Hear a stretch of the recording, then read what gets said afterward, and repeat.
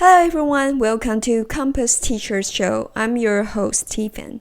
My job is to interview teachers around the world and tease out their teaching tactics, education research, or tools they use.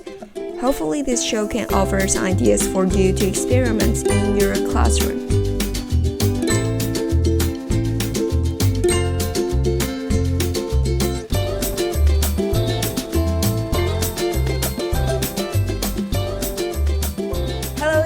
In this episode, we are going to dive into how to infuse social emotion learning into your own classroom.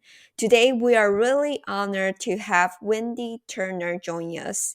Wendy is a second grade teacher and 2017 Delaware Teacher of the Year. She teaches at Mount Pleasant Elementary School, a large suburban school in Delaware with over 750 students and a diverse population. Wendy is interested in trauma-informed practices, global education, social emotional learning, and empathy in education. And she loves every moment spent with her 7 and 8 years olds. Without further ado, let's enjoy our conversation with Wendy. Welcome to the show, Wendy. Hi, I'm so happy to be here. Thank you so much for inviting me to join your show. I'm thrilled. So first of all, I know that you have a really different trajectory into teaching.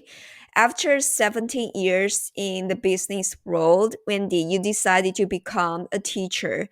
Curious, what is the story or motivation that drove you to make this big transition?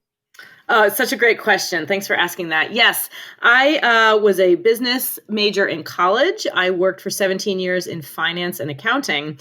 And we had a daughter in 2005. And when my daughter was about 6 months old, I remember this so clearly. I was sitting in my cubicle at the big company I worked for here in Wilmington. I just sat there and I thought to myself, I can't do this for 20 more years. I had really enjoyed spending time with my daughter.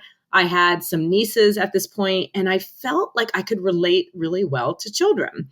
So I called my husband and I said, "Hi, do you mind if I go to school at night to become a teacher?" And he was like, "Sure."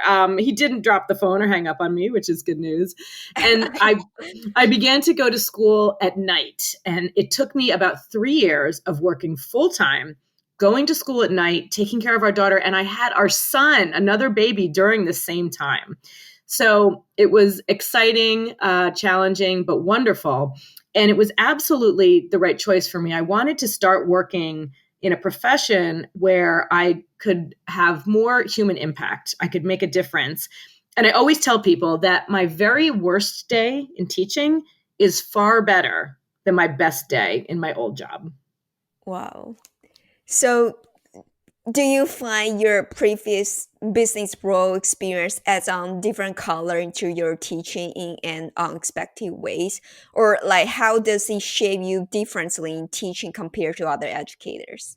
So that's a great question. And it has been an enormous advantage, in my opinion, to have all those years in the business world, in my experience.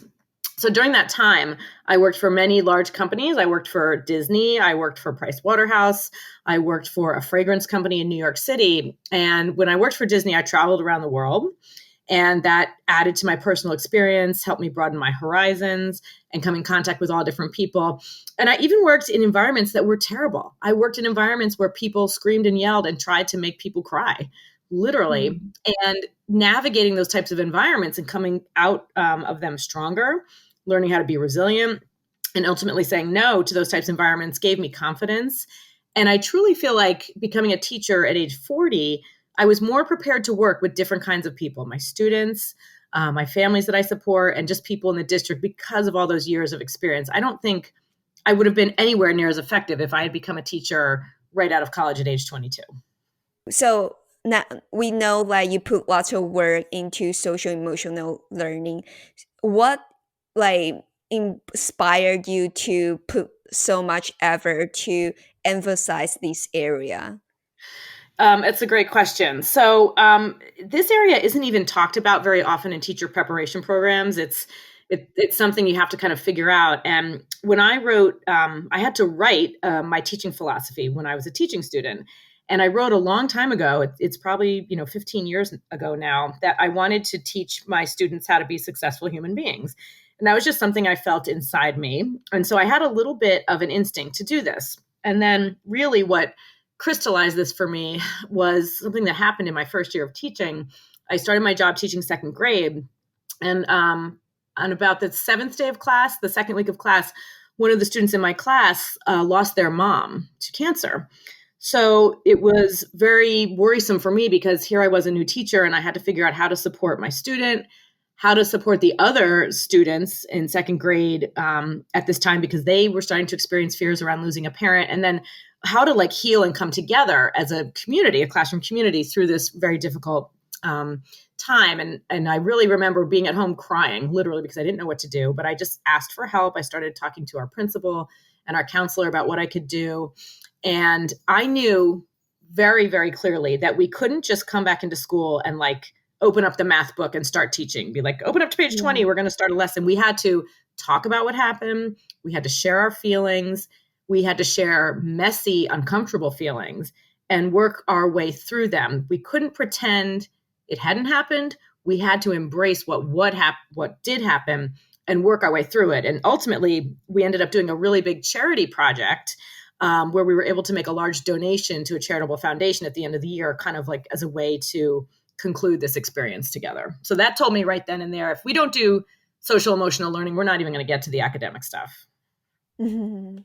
Yeah, that's really wonderful. So I think it's a good segue that we can talk more about the ways we can infuse social emotional learning into our classroom. So from my research, I know, Wendy, you believe the best way to do that is to be a model for our students by identifying what we need to work on and engaging that work right before our students' eyes. So I'm curious if there's any story behind or your observation from the students' progression that comes to this realization. Sure. You know what? Could I define social emotional learning for you first? Because I think that will be helpful. Yeah. Yeah. Okay. All right, great. So social emotional learning is, to me, it's everything. It's the foundation of everything that we do in education. And if we don't do it, we're not going to be successful. So a lot of people know that social emotional learning is very important now with the trauma that everyone is enduring with COVID-19 and schools being closed and opened. But I think that a lot of people, if you ask them what it is, they're just not sure. They're like, was it mindfulness or gratitude, or it's something about getting along with people? I don't know. So I like to really use a framework for social emotional learning. There's a very popular one out there. And I explain that to my students, and that helps us all stay grounded in what we're doing. So CASEL is the Collaborative for Academic and Social Emotional Learning. They are the leader in thought around social emotional learning and providing resources and space around social emotional learning. And they have a model. And it's known as the Castle 5, and it's 5 competencies. And if you go to their website, you'll find this graphic. It's a wheel, and it's got 5 parts to it. And the different competencies that are social emotional learning are 5 things. They're self-awareness, self-management, social awareness, relationship skills, and responsible decision-making. So as you work to bring these things to your student, you have to define these things for your students. And then you have to give them ways to develop strength and skill in them. And I think if we as adults do that side by side with our students, we are, walking the walk and talking the talk that we say we're going to do, and we're modeling it for them in real time. And there's a struggle. Some people find, they say well, I can't fit social emotional learning in. I have to cover all this content, or, I'm a math teacher. I don't do this. This isn't my job. But what we need to do ultimately is, yes, define these things, and yes, talk about some vocabulary that kids need to understand, like emotions, or, what's a relationship, what's empathy. And then we have to understand ways to infuse them into our academic activities. And it's absolutely possible to do so. I think that there's a great case study out there, and it was put out by San Jose State, and it talked about how to prepare teachers to do this. And that piece really speaks my heart about social emotional learning. But the piece talks about, in order to prepare teachers to do this, number one, you have to have them work on their own adult SEL. So work on their social emotional competence in terms of developing self-awareness, self-management, social awareness, relationship skills, and decision-making skills. And then you have to teach them how to integrate it into academic moments in the classroom.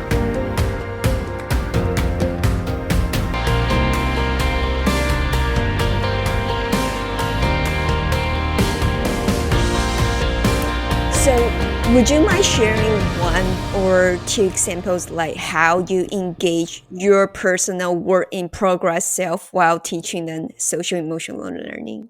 Sure. So a great one right now, one that's really important, is around self-management and self-awareness. And that is really the process of identifying our emotions.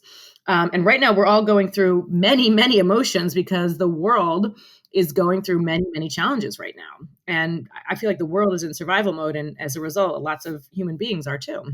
So something that I can do is I can ask the kids to do an emotion check-in. I can say, how are you feeling today? Are you feeling good, ready to learn? Or do you feel a little uneasy or worried about something? Or are you mad or scared or angry? And I can also share my emotional state too, right?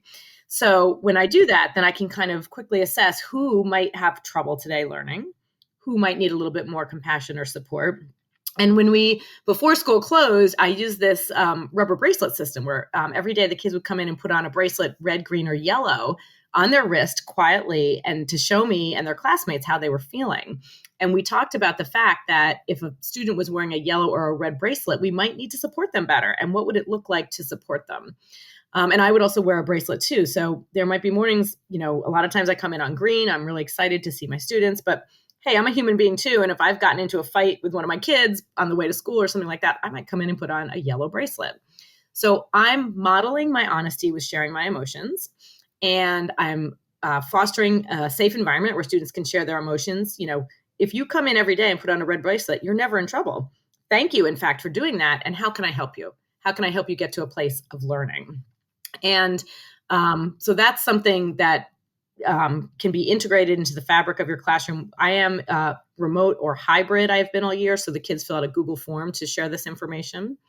So that's one way. And then once we realize that we do have emotions that we'll call uncomfortable, maybe yellow or red, we have to teach resilience strategies. So when you feel uncomfortable, you're having a mad, sad, angry day, what do you do? So we teach children explicit calming strategies. We talk about the power of our breath. It's always with us. It's something we can go back to. We talk about finding joy and the good things, even in the hardest days. One of Castle's signature plays, they have a signature playbook with 3 signature SEL moves. One of them is an optimistic closing. So every day we do an activity that's an optimistic closing. On Monday, it's called 3 Good Things. And I ask the kids to share 3 good things.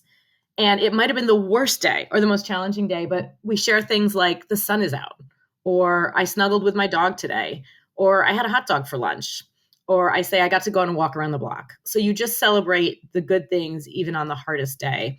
And that's something that I do kind of concurrently with my students, because whenever I ask them to share something like that, I do the same thing. I share my emotion, I share 3 good things, etc. Another one that I really like is reframing negative thoughts. And that also comes into play with self-awareness and self-management. Human beings are wired to have negativity bias, which means that they focus on negative thoughts more than positive thoughts. And if you think about a day, maybe you've gone through a day and 10 things have happened to you. 9 of them were good and 1 was bad. All you remember is that one bad thing. And reframing is where you take a situation and you look for the positive in it. It's not like pretending that everything's great, because we don't want to do that. But it's looking for something good. And an example was, last spring, schools here in the US closed in March, and we had to do a lot of reframing. So school closed. We weren't really good at remote learning yet. We were struggling a lot, but we reframed and said things like, well, school's closed, but I get more time because I don't have to commute to work right now. Or yes, school's closed, but I'm learning a lot of new technology, and that's a good thing for me and my students. Or school's closed and I get to spend more time with my family. So by teaching explicitly how to reframe negative thoughts and find the good thing in a situation, you're introducing another resilience strategy. Yeah, I really love the reframing one. And But I also found that the bracelets is really interesting.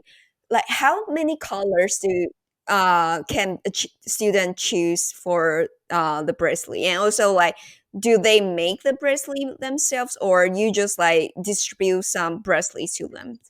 So yeah, they right now with my bracelet model, I have three colors: green, yellow, and red. And I just buy plastic rubber bracelets that can be reused. Now with COVID, I may start using ones with the kids who are in person in my classroom. I'll have some hybrid learners and I'll just give them like a little plastic bag that has three bracelets in it that they can choose from that are always theirs. And we name on the first day of school, actually, I put up a chart and we name emotions and we sort them into green emotions, yellow emotions, and red emotions. So they have some language around what's what. I think you could add other colors for even young kids, but certainly for older people. I've had blue be represented as sad. I've seen orange represented for exciting, or pink could be exciting. And purple could be kind of calm. So you could really add whatever you want. I do just focus on the three right now. But what could really be great is you could have the kids design a system. So if you were going to have bracelets and you wanted to have colors represent emotions, what would you want each of them to be? And that could be so powerful because they could have a part in it. And I have to say, I wish that sometimes adults had such a system, because how amazing would it be to walk into your workplace and just know who's struggling a little bit or who might need some help or a check-in? Yeah, that's true. And you don't need to like struggling to read their minds. You can just see how they're feeling. So there's the one thing that you just mentioned I also really want to ask is the emotional checks in Jamboard. Like, would you Mhm. mind sharing with us how you do this activity in your classroom? Yeah, and I'm happy to share some templates with you too. So I've noticed over time that Monday is really a hard day for my students. So even when we were in school, when school was open, kids come in on Monday and they're very tired because they usually stay up later than normal on Friday and Saturday night and then sleep in later. And they may spend a lot of times playing video games, especially in the cold weather, and that can just make you feel like tired and sluggish, that kind of thing. So I tried something 2 Mondays ago that I just loved, and it was a huge success. I'm going to keep doing it. I created a Jamboard. So I use Google Jamboard, and on that Jamboard, it just says, please share an emotion that you're feeling right now. And the students, if you're familiar with Jamboard, they can actually click on a sticky note and they just type something on it. So whether your students are at home or in the classroom, everyone can engage and collaborate on that at once, which is, I think, very powerful too, when we're all split up and separate from each other. So I did it 2 Mondays ago, and kids were writing things like tired, I have a headache, I'm okay, I'm excited, I'm pretty good. But it was more unpleasant emotions than pleasant emotions, I noticed. And one person had written that they felt calm. Now, after that, I asked the kids to just take a look at the screen I was sharing, and I said I was going to show them some pictures. And I went on to show them 18 really beautiful pictures of winter scenes in Sweden. And I think I'd found them in the New York Times, and I had put them on the Jamboard, and I just went through them. And I think I quietly counted to five while each picture was up, like a 5 count. So they could look at each picture for a 5 count and went through. And they were just beautiful: Northern Lights, Aurora Borealis, campfires. There was a dog sled picture, wild reindeer. They were, fir trees, icicles, just absolutely beautiful. And then on the 20th slide of the Jamboard, I said, okay, please check in again, write an emotion. Well, they checked in again, and 10, not one, but 10 students wrote down that they were feeling calm. Hmm. Several students wrote down that they were feeling better, and more students said they were excited. So I had seen the incidence of a student sharing a calm emotion rise tenfold just from showing a series of pictures of winter scenes. And that just really blew me away, because data is data. Data doesn't lie, and data can inform what you're doing. So that told me that if I could show my pictures that created positive, happy chemicals in the brain every Monday morning, that was going to allow us to go into our lesson in a better place mentally. And I did it again this week, except instead of winter scenes, I used pictures of cute baby animals. And basically, I had the same result. So right after this, I hadn't told the students about the activity. I hadn't told them they were going to do a second check-in. I just said, what do you notice? And they were like, wow, a lot of people feel better. I feel good. That's nice. And then they came, I said, well, what do you think this means? What is this telling us? And they said, if I look at pictures, nice pictures, I'm going to feel better. They basically came up with that understanding themselves. And I said, yeah, so if you're stressed during an academic task or you're feeling upset, could you go to a window and look at nature, and that might make you feel better? And they said, absolutely it will. So it was incredible to me to just go through that Yeah, activity. that's really powerful. Like I like the ways that you are not only helping them to identify the emotion, but you also give them the tools that they can flip that emotion to a positive one. So Exactly. other than this, like example, is there any other tools that you find useful for students to help them do any like self management? Yeah, so I want to share, let me share another activity that we do. So, something that's really critical in this environment is creating ways that the students can work together, even though we're all in separate locations. So, we do use Zoom for our video conferences. And if I was in the classroom, I would have a lot of collaborative groups. A few years ago, I used to have long rectangle tables in my classroom. And a few years ago, I did a Donors Choose project to get funding for round tables because I realized that the collaboration and communication with my students would be so much more if they were sitting at round tables facing each other. Because when you're sitting at a long rectangle table, the two people on the end will never speak to each other, basically, right? Right. Because there's too much space and it's not easy. But I instead got all round tables for my classroom so they could look up and be sitting and looking at each other. So in the classroom, I would change seats often. I would have activities for each table. I'd have people work in pairs, and I had to figure out a way to do that in a virtual environment. So we do use Zoom for video conferences, and I create discussions that kids do in breakout rooms. And every day I have a topic and a 5-minute discussion, and it might be something silly like, if you could have any food all day for one day, what would you have? If you could travel anywhere, where would you go? What's something you enjoy doing with your family? They're all just connection questions that are designed to help us get to know each other and bond and find our commonalities. So in the beginning of the year, they were having a little trouble with the breakout rooms. Like some kids were talking too much. Some kids were not talking enough. Mm. Some kids said, well, I don't like to talk. I just want to use the chat. And so we had to kind of talk about what was going on.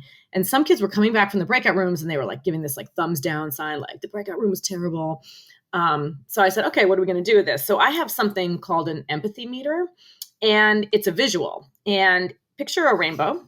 And on one side of the rainbow, it's a beautiful orange color. That's actually my favorite color. I feel like it exudes positivity. There's this orange color and there's these hearts, and it says, I'm using empathy. I'm thinking about others. I'm thinking with others. I'm caring for others. And on the other side of the rainbow arc, it's kind of gray. And it says, I'm not thinking of others. I might be hurting others, or I'm just thinking of myself. And in the middle, you're kind of neutral. So what I do is once a week, I pull that out on a Jamboard, and I ask the kids to move a sticky note. So where do you think we are in this empathy meter? Are we being empathetic or are we not being empathetic? And one of the times I did it, there were a lot of sticky notes just kind of in the middle, like people weren't putting them over towards the empathetic side or the orange side. And I said, what's going on with this? And they said, well, it's really the breakout rooms. Like we're doing badly in the breakout rooms and people are getting mad and they're coming back mad and we need to do better. So I just said, how can we do breakout rooms better? And they shared ideas, like let people be in the chat, create an order for people participating, like use alphabetical order or something. Someone try and be in charge to make sure everyone gets to talk. They asked me to put in a chat warning, like when there's 1 or 2 minutes left, so they knew they had to wrap it up to get everyone to chat. And so we did those things and breakout rooms started to go better. And so then usually every Friday I asked them to do the empathy check-in, and we started to see more people were moving their sticky over to the side of the Jamboard where the empathy side was. So that's a way to think really concretely about using empathy in your everyday life. We read lots of stories about empathy. We talk about what empathy looks like. But I think when teaching SEL skills, you have to talk about what it looks like when that skill is missing. So in these examples, we learned what it was like when empathy was not present. And I think that's very as powerful for talking about what it looks like when it is there for students.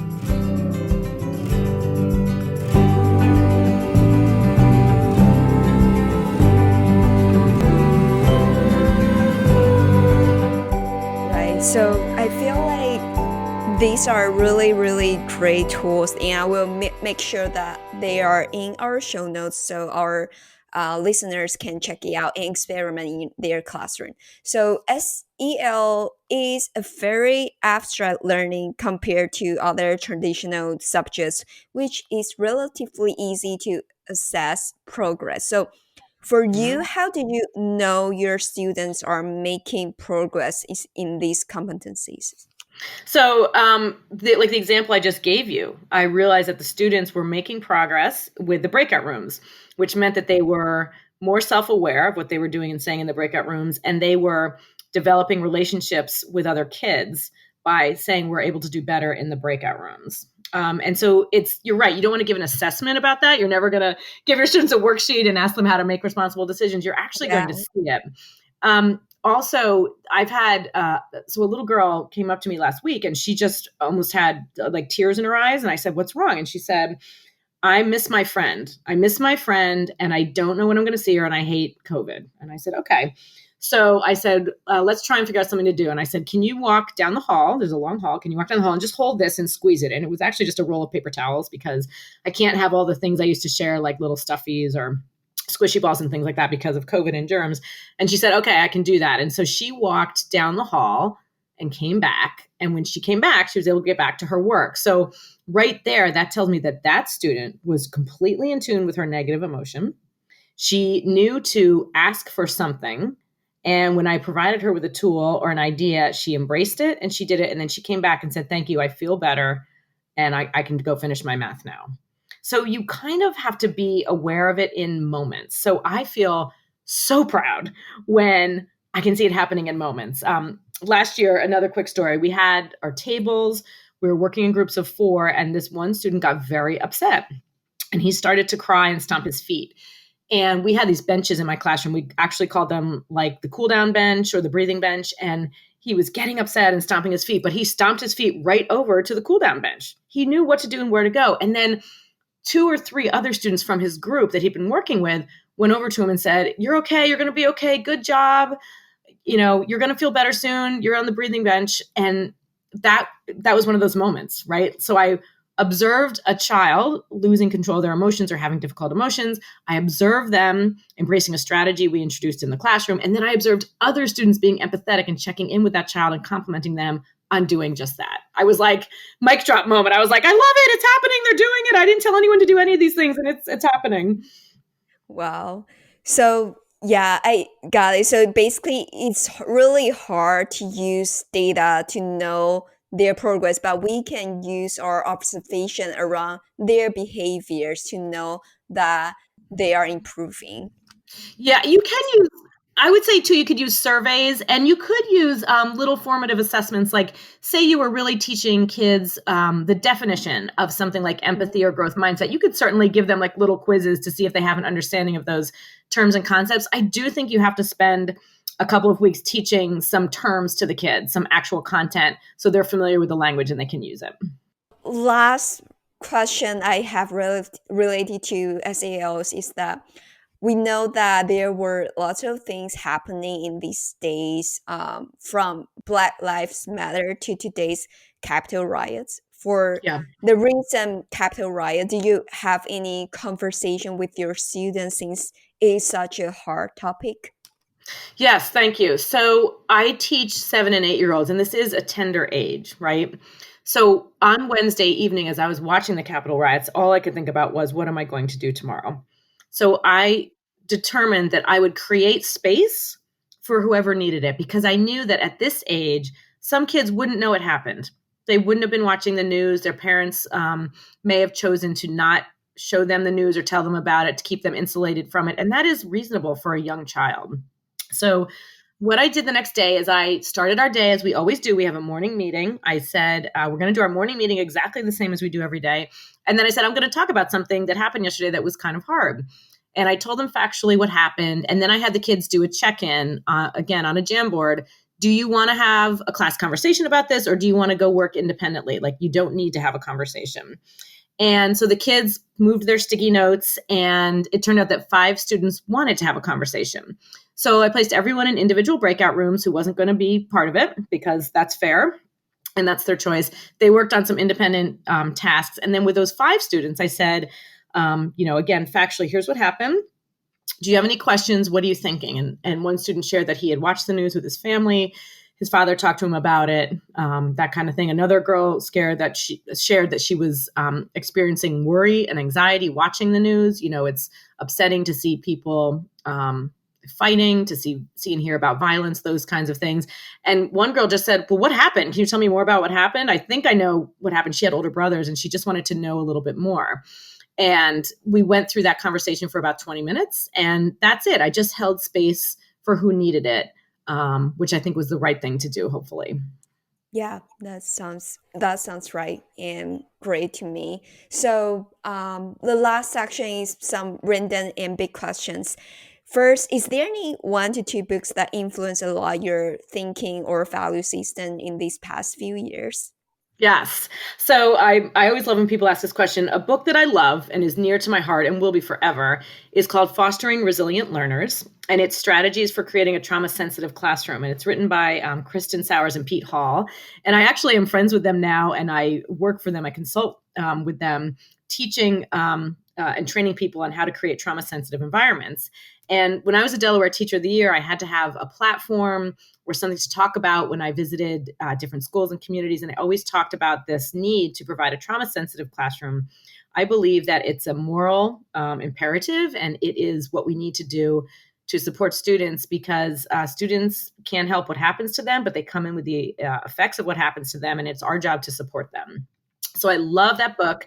And it's a quick read. You can read it on a weekend, and then you can go into your classroom or your learning environment on the next Monday and do something differently. So I really recommend it, Fostering Resilient Learners. And then this book, the second book I'll mention, is not an education book, but it spoke to me in such a wonderful way. A friend gave it to me. It's called Rest. And the subtitle is Why You Get More Done When You Do Less. And it's by Alex Sujung Kim Pang. And it just talks about how we rest and how we can be really productive when we rest, and that rest may look different for everyone. So I'm a very active and driven person. I'm a morning person. I do a lot. Even on the weekends, you always find me doing some kind of work because I'm pursuing like a side interest or I have another project going. And the book justifies for me that rest doesn't always have to be like sitting silently, not moving. Rest can be hiking where you're deep in thought, or rest can be organizing or doing a project where you're just coming away from your professional craft, because that's often where we get ideas and figure out innovative things that we can bring back to our professional craft. So I love that book called Rest. So if you have a superpower to change education system in America, what would it be? So it would be to immediately end all the systemic racism that exists in our education system. It would be to have everyone immediately be culturally responsive and to have more representation of educators of color in the system to support our students of color. And that's what a lot of people are working on. That's one of also my goals that I pursue, in addition to advocating for and teaching about social emotional learning. This is something we need to do so we do no harm to any student, and we help them achieve their greatness. It's our job. Right. So before we close up, Wendy, do you have any other thoughts that you want to share with our listeners? So I just want to say to all the educators out there, thank you every day for all you do. Thank you for being in the field of education. Thank you for supporting students. Thank you for working to grow and be better. We are in a difficult time, but in a way, it's one of the most exciting times in education because there's a lot of innovation taking place. There's a lot of people who are tackling these really hard issues around racism and things like that. And the last thing I want to say is listen to your students. Your students can tell you what's hard for them. Your students can tell you what their hopes and dreams are. Your students can tell you when they're disengaged or they're struggling, what the problem is. Just listen to them. If you place your classrooms, students at the center of your classrooms and at the center of your own heart in education, that's where we can do great things for the people that we need to. Great. That's really well said. And the last thing, I really appreciate Wendy, you share so much great resource and activities for our listeners to do in their classroom. And if our listeners want to know more about your work, how they can find you online? Oh, great. Yes. Please contact me if you have questions or you need support. So I'm active on Twitter. My Twitter handle is at Mrs. Wendy M. Turner. I also have a teacher Facebook page. It's Wendy Turner 2017 Delaware Teacher of the Year. And just like you contacted me through Twitter and through Facebook, please reach out. And my email is wendymturner@gmail.com. If you go into my Twitter profile, there's a link there for a website. And that website is a Wakelet collection, a curated collection of all the different articles I've written, podcasts that I've been on, presentations that I've made. So if you're wondering about me or you're looking for ideas or just to understand how I think, please check out that collection of my work and do reach out. I shared at the beginning of this broadcast that I'm a global learning fellow, and I truly love to be connected to educators around the world. I've done presentations and trainings in Africa. I have replied to teachers in Asia and Europe about questions they have. I'm friends with a teacher from South Africa because of my trip there with NEA Foundation. And so please do reach out because the common language is that language that's at the heart of all educators, that language of love. And I'd love to help you if I could. So thank you, Wendy, for joining me today. Thank you, Tifet. I had a wonderful time, and I really appreciate being asked. And please do let me know if you and your listeners need anything, and keep doing the wonderful job that you are. Thank you for listening. We will put the things mentioned in the interview to the show notes. If you enjoy our show, welcome to share and don't forget to subscribe. Thank you.